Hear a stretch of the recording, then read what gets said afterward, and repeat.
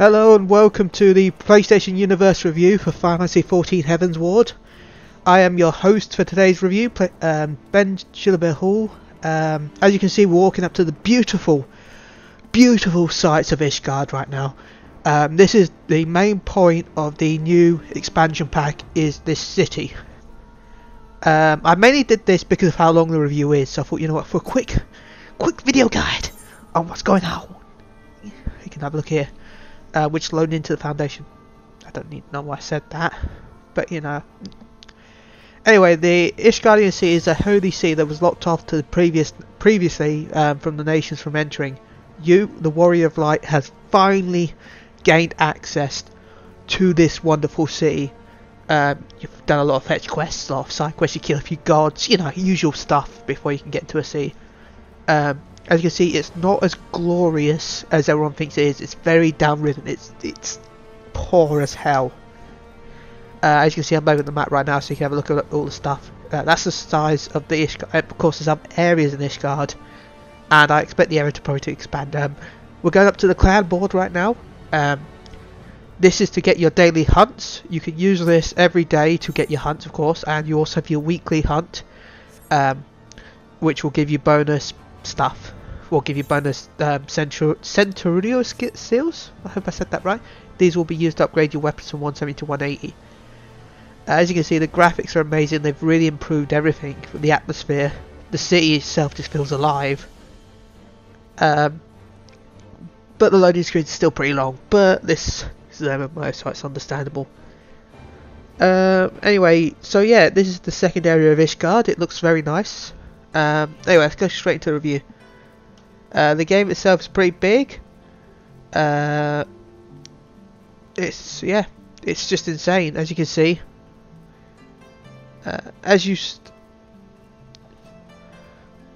Basically, this is the starting area. This is where you'll spend a lot of time until very later on in the game. When you get level 60, then you'll be in another area called Idleshire. I get Idleshire because you could be idle there.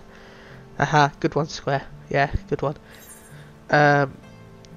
The new classes are the new jobs are Machinist, Astrologian, and Dark Knight. The Machinist is a new DPS class, Dark Knight is a new tank class, and Astrologian is a new healer class. I have only really touched Astrologian because I am a monk at heart, and I will always be a monk. So this footage is from me being my monk. So yeah, as you can see, massive scale, lovely graphics, amazing views, good field of view. And now we're in Western Corpus. You'll be here, spend a lot of time here because of all the side quests. All the side quests in the game. So many side quests. You'll need to do them all to level up because the XP grind is ridiculous. You'll be going from level 50 to 60 if you've got the expansion, because you cannot access the new areas without the expansion. And well, I guess that makes sense, but you will be level 50 to 60, which is a bigger grind than 1 to 50 was. Yes, 50 to 60 is bigger grind than those. So yeah, here's my fat chocobo showing off Corpus right now. It's a lovely place. Oh look, I can fly! It's a new feature! I can fly! Anyway, flying is accessed by finding all the Aether currents in the area and by doing the main quests and the side quests in the area. Except for one area which I'm not going to cover because that's a bit of a spoiler area. Basically, at the end of the game, you pretty much have an area where you don't have to do side quests, you just do main story or find Aether. The Aether currents are annoying. You get a compass early on in the game where you can use it to find these currents, which is fair enough, it's easy enough to do, but it doesn't tell you how high or low said currents are. So if you're looking for them and you can't find them, chances are they're above you or below you. So yeah, they can be quite annoying. They can be quite frustrating at times because sometimes you'll be told to go from one side of the map to the other and then back again, and then realise that, oh no, wait, I had to be over there again. So yeah, but I do recommend trying to unlock flying as early as possible because this will help you so much with the side quests, especially the ones left, and for future jobs possibly if you're going to level up other classes, because like the previous game, you can just switch jobs on the fly anytime you want as long as you have them locked, and then you can level them up there and then. You don't have to make new characters, you don't need any additional things, you just do it there. as long as you have the classes unlocked, of course. You can't just go Paladin, Monk, and then go, aha!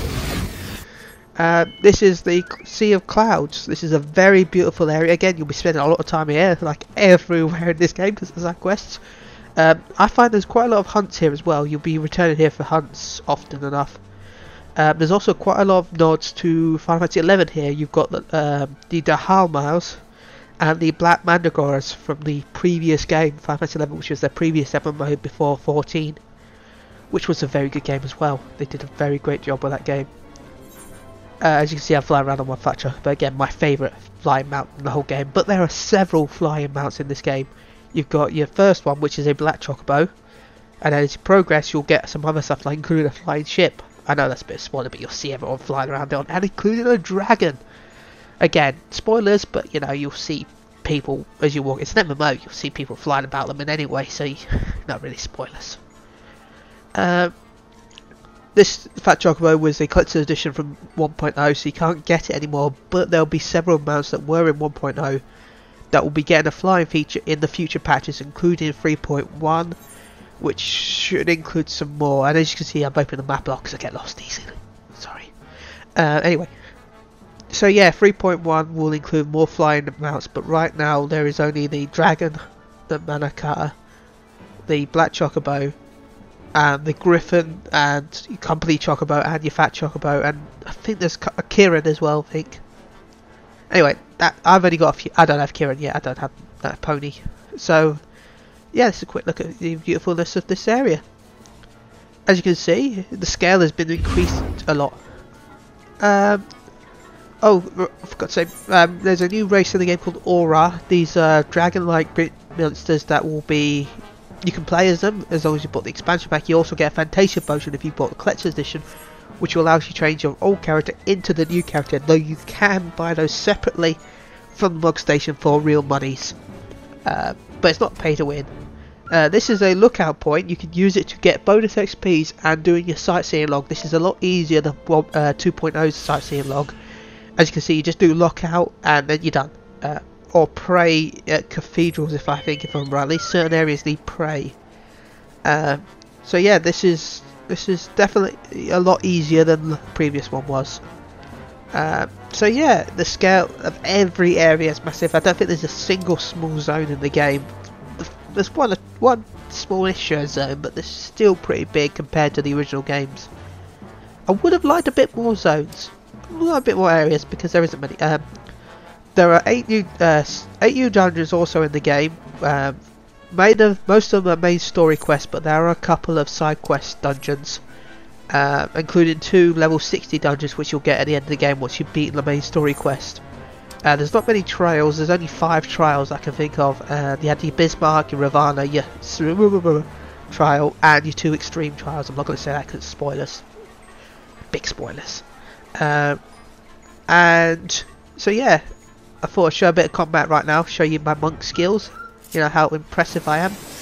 Monk has got new abilities, of course, because all the classes got to level 60. If you like your old class, chances are you'll like your new abilities, though some of them aren't that great. Like the Tornado Kick is very situational, and Chakra is also very situational. It's better to use it before the fight than after it, but this is not a job review of Monk, so... plus I'm not a great monk player anyway, even if I love it. So yeah, there's a load of new jobs, abilities, new classes. I do recommend this expansion. There's new areas, new hunts, new monsters, new everything. New armour, new raid coming soon. Next week there'll be a raid by the time this goes live. Not actually, but... Well, if you're watching this in the future, the raid will be out. But the standard normal raid will launch next week on PlayStation 4, PC and PS3, and then hard mode will launch at the end of the month. So depending on when you're watching this, depends on if it's out or not. So yeah, strong game, strong review, just amazing. I want to give it an 8 out of 10. I've not had any issues apart from the markers and, well, the quest markers, which can be frustrating, which I didn't show off in this review because I've done all the story quests. I'm an idiot. And so yeah, if you liked Final Fantasy XIV A Realm Reborn and don't mind a bit of grinding, I do recommend this. But unless you've played A Realm Reborn, I do not recommend this. you need to play the original first to access the new content anyway. So yeah, so if you know you're a fan, go ahead, buy it. If you're not a fan, as you see, I gave it a bit of a thumbs up. So yeah, I hope you enjoyed the review. Stay tuned to psu.com for more information on Final Fantasy XIV Heavensward, and have a great day everyone.